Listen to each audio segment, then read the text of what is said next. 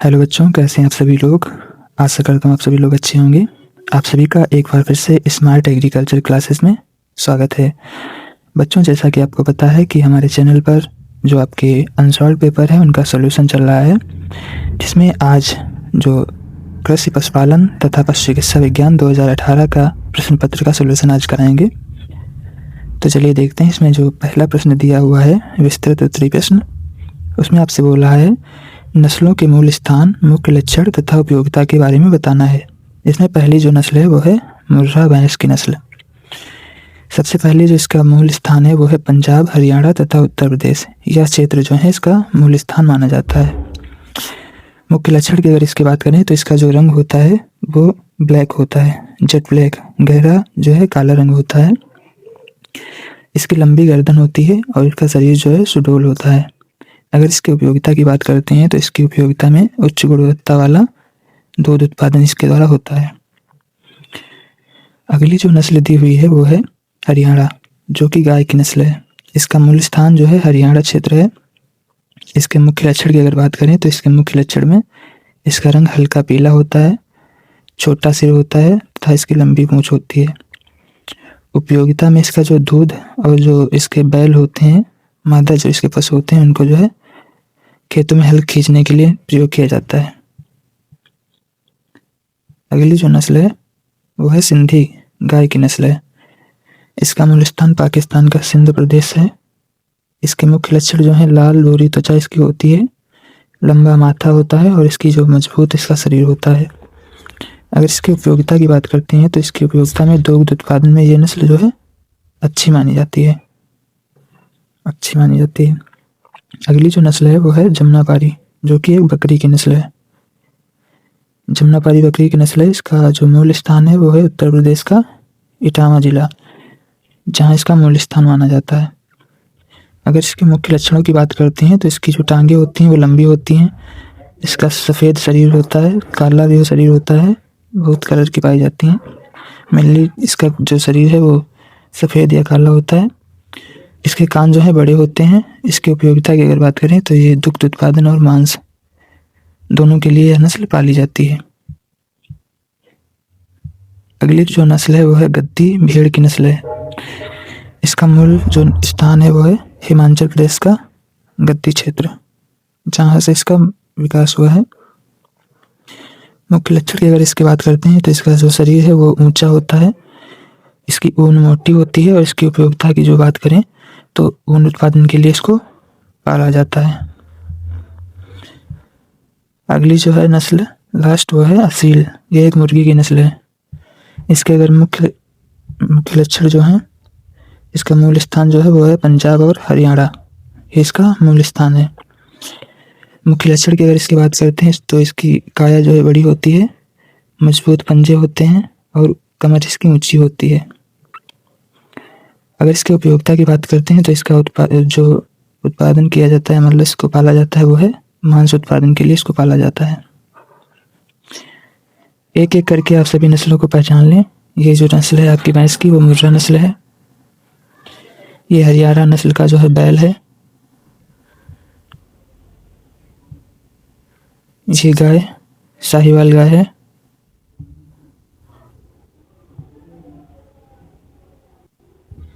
और ये आपकी बकरी की नस्ल जमुनापारी बकरी की नस्ल है। ये भेड़ की नस्ल गद्दी भेड़ जो आपको बताइए अभी, और ये असील चिकन, ये मुर्गी है आपकी असील नस्ल की। क्वेश्चन नंबर 2 देखते हैं। इसमें आपसे बोल रहा है कि गाय के बाह्य शरीर की बनावट के आधार का शारीरिक क्रियात्मक संबंध बताइए। तो जो सिर व सींग होते हैं वो भोजन और लड़ाई में मदद करते हैं। गर्दन और कंधे जो होते हैं वो घास चबाने और हल खींचने में सहायक होते हैं। पीठ और पीठ की हड्डी ये मांसपेशियों के जुड़ाव से शक्ति प्रदान करती है। पाँव या खुर की अगर बात करें तो ये है स्थायित्व और चलने में सहायक होते हैं।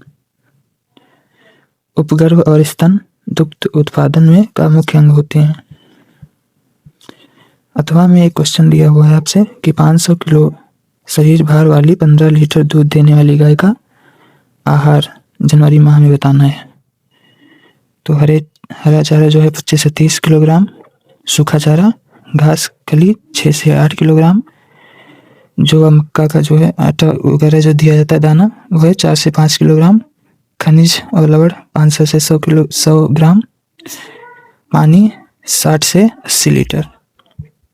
देखिए ये जो क्वेश्चन है ये हम वीडियो एक लाएंगे जिसमें एक वो सेपरेट वीडियो होगा जिसमें आपको सभी जो अंकित प्रश्न जितने भी आते हैं पशुपालन में वो सारे हम सॉल्व कराएंगे। ये यहाँ पर हमने आपको देखिए ऐसे ही बता दिया है, लेकिन जब हम दूसरा वीडियो लाएंगे उसमें हम आपको अच्छे से समझाएंगे ये क्वेश्चन। क्वेश्चन नंबर 3 दिया हुआ है, पशुओं में दवाई देने की विधियाँ कौन कौन सी होती हैं? जो पशु होते हैं उनको कौन कौन सी विधियों के द्वारा दवाइयाँ दी जाती हैं ये बताना है आपको। तो मौखिक मुंह के द्वारा, इसमें भोजन या पानी के साथ में दवाई दी जाती है। इंजेक्शन के द्वारा, जैसे अंतःशिरा मांसपेशी या त्वचा के नीचे जो है इंजेक्शन लगाए जाते हैं।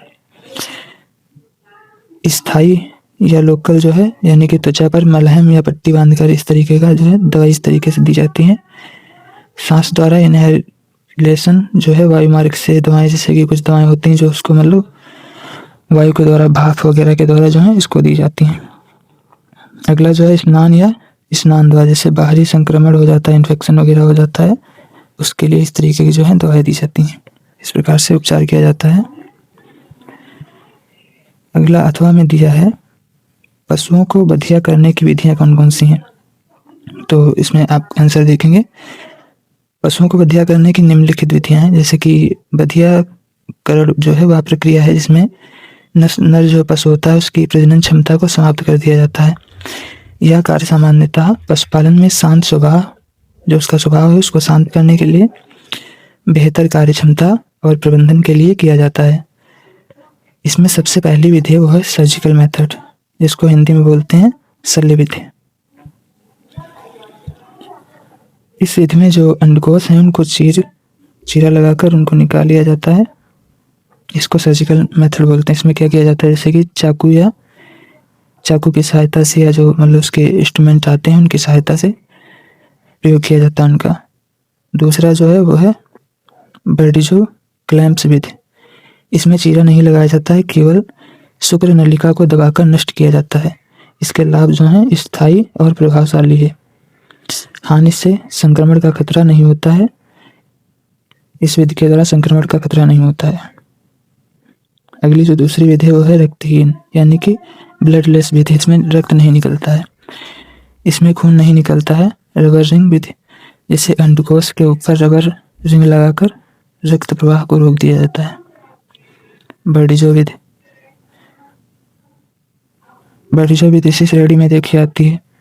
लाभ जो है इसमें दर्द नहीं होती है और संक्रमण का खतरा कम रहता है। अगर इसकी हानि की बात करें तो बड़े पशुओं में कम प्रभावी होती है। बड़े पशुओं में इसको आप नहीं अपना सकते हैं। तीसरी जो विधि है वो है रासायनिक विधि। रसायनों के द्वारा अंडकोशों में विशेष रसायन इंजेक्ट करके उनकी कार्य क्षमता को नष्ट किया जाता है। जैसे जो अंडकोश होते हैं उनके अंदर विशेष प्रकार के केमिकल्स होते हैं जिनको उनके अंदर प्रवेश करा देते हैं और वो जो है प्रजनन नहीं हो पाता है उनमें। लाभ इसके जो हैं वो सर्जरी की आवश्यकता इसमें नहीं होती है। इसकी हानियाँ कम प्रचलित है तथा जो इसके परिणाम हैं वो अनिश्चित होते हैं। चौथी विधि है हार्मोनल और औषधीय विधि। हार्मोन्स और दवाओं द्वारा प्रजनन क्षमता को अस्थायी या स्थायी रूप से कम किया जाता है। ये भी देखिए एक बधियाकरण की विधि में आता है। इसके लाभ जो हैं वो है बिना सर्जरी के द्वारा इसमें होता है। इसकी हानियाँ जो हैं महंगी और अस्थायी हो सकती हैं। पारंपरिक विधियाँ भी कुछ होती हैं जो बहुत समय से लोग अपनाते आ रहे हैं गाँव में। पारंपरिक व देसी विधि, कुछ जो क्षेत्र हैं उसमें स्थानीय तरीकों का प्रयोग किया जाता है। ये वैज्ञानिक नहीं मानी जाती हैं और जोखिम भरी हो सकती हैं। बहुत से गाँव में क्या किया जाता है, कुछ इस प्रकार के देखिए 2 डंडे बनाए जाते हैं। कुछ डंडे जैसे इस तरीके के बना लिए गए, उनको यहाँ पर इस तरीके से बांध देते हैं। इसके बाद में एक व्यक्ति इन जो डंडे होते हैं इनको पकड़कर और इसके जो ग्रसड़ होते हैं उसको इसके अंदर दाबते हैं, जिसके द्वारा उसमें जो है बधियाकरण की क्रिया संपन्न हो जाती है। यह वैज्ञानिक विधि नहीं है और इसका प्रयोग भी अधिक नहीं किया जाता है। अब लघु उत्तरीय क्वेश्चन जो है उसकी बात करते हैं। तो लघु उत्तरीय प्रश्न में जो चौथा आपका क्वेश्चन है उसमें आपसे बोल रहा है दुधारू गाय की देखभाल के बारे में आपको बताना है। दुधारू गाय जो होती है उसकी देखभाल आप कैसे करेंगे उसके बारे में आपसे पूछ रहा है। तो इसका जो आंसर है, दुधारू गाय की उचित देखभाल से दूध उत्पादन और स्वास्थ्य बनाए रखा जा सकता है। इसमें जो है कुछ निम्न बातें शामिल होती हैं, जैसे कि नंबर 1 पे बताया गया है आवास।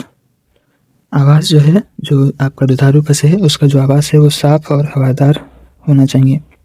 अगर आहार की बात करते हैं तो आहार में संतुलित चारा, हरा चारा और अनाज, खनिज और नमक जैसे जो है आहार होने चाहिए। जल जो है पर्याप्त मात्रा में और स्वच्छ होना चाहिए। स्वास्थ्य जो है उसका पशु का जो है नियमित टीकाकरण, रोग नियंत्रण और पशु चिकित्सक की देखरेख में होना चाहिए। साफ सफाई की अगर बात करें तो गोबर और जो मलमूत्र है उसको नियमित निस्तारण करना चाहिए, यानी कि एक जगह पर भरा नहीं रहे जिससे कि बैक्टीरिया वगैरह पनप जाते हैं, ऐसा नहीं होना चाहिए। दूध निकालना, नियमित अंतराल पर साफ हाथों से दूध निकालना चाहिए। इससे गाय स्वस्थ रहती है और उच्च गुणवत्ता वाला दूध मिलता है। अगला जो आपका प्रश्न है 5वां, उसमें आपसे बोल रहा है पशुओं को गिराना।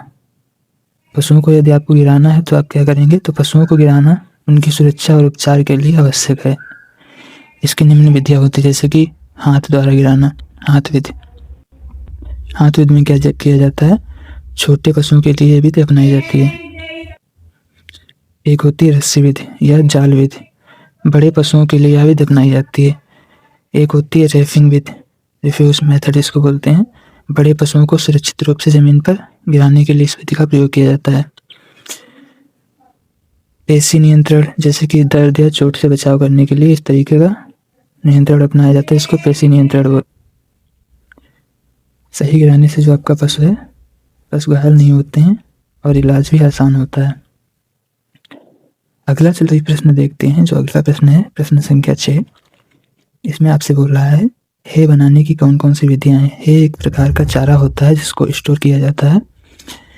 तो इसमें बताया गया है पशु आहार के लिए है सूखा चारा बनाने की विधियां निम्न प्रकार हैं, जैसे कि सूर्य में सुखाना, ताज़ा वह जो घास को काटकर फैला दिया जाता है और उसको सुखा लिया जाता है सूर्य की रोशनी में। कुंडी में सुखाना, कुंडी में सुखाना इसके अंतर्गत बारिश से बचाने के लिए गोदाम या कुंडी बनी होती हैं, उनमें सुखाया जाता है। जैसे बहुत बड़े गोदाम होते हैं उनके अंदर हरा चारा जो है उसको रखा जाता है सुखाने के लिए, मतलब स्टोर किया जाता है, उसी को बोलते हैं कुंडी में सुखाना। काठ गठबंधन, इसमें जो है लंबी घास को बांधकर सुखाया जाता है। प्रसंस्कृत है जो है इस तरीके की जो है होती है, इसमें क्या है अतिरिक्त पोषक तत्व मिलाकर संचित किया जाता है इसको। इसमें बताया गया है हे का सही निर्माण पशुओं की सेहत और दूध उत्पादन के लिए जरूरी है। जो है उसका निर्माण सही तरीके से किया अगर गया है तो पशुओं की सेहत और उत्पादन के लिए बहुत ही आवश्यक होते हैं। अगला चलिए प्रश्न देखते हैं। अगले प्रश्न है आपके अति लघु उत्तरीय प्रश्न, जिनका आंसर आपको 50 वर्ड में देना होता है। इसमें 7वां जो क्वेश्चन है वो बोला है जुगाली करने वाले पशुओं में रोमन या रूमेन के कार्य बताइए। तो रूमेन में भोजन का संग्रह होता है और इसमें आंशिक पचने वाला भोजन या किण्वन के माध्यम से टूटता है। इसमें जो आंशिक पचने वाला भोजन होता है वो किण्वन की एक प्रक्रिया होती है, फर्मेंटेशन, जिसके द्वारा वो पचता है। पोषक तत्वों का अवशोषित, इसमें पोषक तत्व जो है अवशोषित होते हैं और जो आपके सूक्ष्म जीवों द्वारा प्रोटीन और विटामिन का निर्माण होता है। रूमेन के ये कार्य होते हैं। अगले प्रश्न की अगर बात करते हैं तो है 8वां प्रश्न, जिसमें आपसे बोल रहा है पशुओं में दुग्ध ज्वर जो है उसकी बीमारी के होने के कारण बताइए। तो सबसे पहला कारण है यह बीमारी बैक्टीरिया या विषाणु संक्रमण से होती है।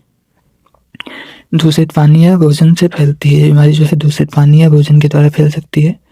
प्रतिरोधक क्षमता कम होने पर पशु प्रभावित होता है। अगर उसकी जो प्रतिरोधक क्षमता है वो अगर कम है तो ये बीमारी फैल सकती है।